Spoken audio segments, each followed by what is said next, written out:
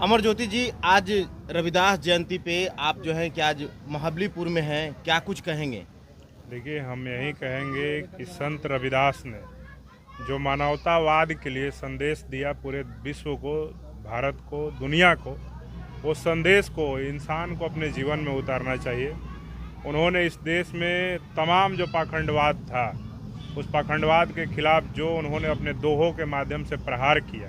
और इस देश में जाति पाति मिटाने के लिए, भेदभाव मिटाने के लिए, छुआछूत मिटाने के लिए जो संदेश उन्होंने भारत में मानवतावाद को बढ़ाने के लिए दिया, वो संदेश आज भी, वो हजारों वर्ष पहले जो उन्होंने संदेश दिया था, आज भी वो प्रासंगिक है संदेश, और उसको हर लोग आज जीवन में उतारते हैं। आप देखिए, इस देश में जहाँ महाकुंभ का आयोजन किया जा रहा है, महाकुंभ में जब लोग जा कर के वहाँ पे भगदड़ में मर रहे हैं, उस समय उन्होंने, आज से हजारों वर्ष पूर्व रविदास जी ने कहा कि मन चंगा तो कठौती में गंगा, जैसे संदेश जो है आज भी वो प्रचलित हैं। और अभी तो रविदास जयंती को लेकर के आज पूरे दुनिया में धूम मचा हुआ है। जो भी भारत के लोग, संत रविदास को मानने वाले लोग कोई भी अन्य देशों में भी हैं, वहाँ पे भी धूमधाम से रविदास जयंती मनाया जा रहा है। तो हम यही कहेंगे कि जिस प्रकार से संत रविदास ने अपने दोहों के माध्यम से मानवतावाद को बढ़ाने का काम किया और मानवतावाद के लिए उन्होंने संदेश देने का काम किया, उसी प्रकार इस देश के तमाम जो लोग हैं,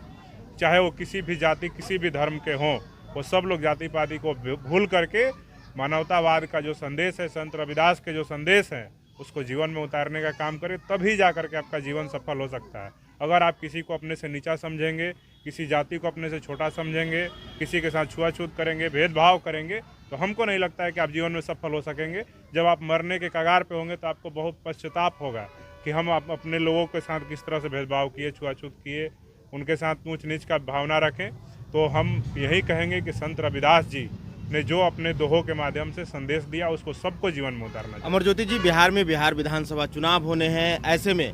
अब आज तक जो है कि रविदास लोग जो होते हैं कि पूरे कर्मठता के साथ राजनीतिक दल के सहयोगी तो बनते हैं, लेकिन आज तक जो है कि अभी तक कोई बड़ा रविदास के नेता नहीं हुए, इस पे क्या कहना है? देखिए, ऐसा कुछ भी नहीं है। रविदास समाज हमेशा से इस देश का राष्ट्रीय जाति है। रविदास समाज, जिसको आप कह रहे हैं कि उसका नेता नहीं हुआ, इस देश का राष्ट्रीय जाति है और इस जाति से बड़ा इस देश में कोई दूसरी जाति नहीं है। आप कश्मीर से कन्याकुमारी उठा करके चले जाइए और भारत के बाहर भी आप जाइएगा ना, तो भारत के बाहर भी अगर कनाडा में, लंदन में आप घूमिएगा तो वहाँ पे आपको रविदास जाति के ही लोग मिलेंगे, रविदास समाज, रविदास या धर्म को मानने वाले लोग मिलेंगे। तो ये राष्ट्रीय जाति है। और इसके नेता की बात किया जाए तो ये तो मानवतावाद के संदेश देने वाले संदेशवाहक महान संत शिरोमणि रविदास जी इस समाज में पैदा लिए हैं। क्रांतिकारी उधम सिंह इस समाज में पैदा लिए हैं। इसी समाज में एक देश के बड़े बहादुर नेता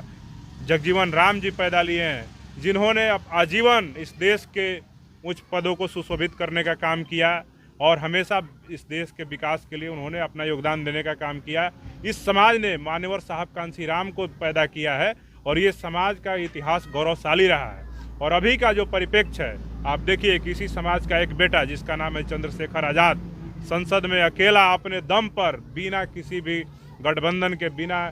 राहुल गांधी के, बिना नरेंद्र मोदी के, बिना तेजस्वी यादव के, बिना अखिलेश यादव के गठबंधन के, अगर किसी समाज का नेता अगर इस देश में अकेला जीत करके आया, जो साधारण घर से आता है, एक शिक्षक का बेटा है, तो इसी रविदास समाज का चंद्रशेखर आज़ाद रावण है। और आज देखिए कि संसद भवन में अपने महापुरुषों के लिए, अपने समाज के हक हुकूक के लिए, उनके मान सम्मान के लिए लड़ाई की जब बात आती है, तो जब देश के 131 दलित सांसद चुप रह जाते हैं, वहाँ पे चंद्रशेखर आज़ाद अकेला अपनी पार्टी का सांसद होकर के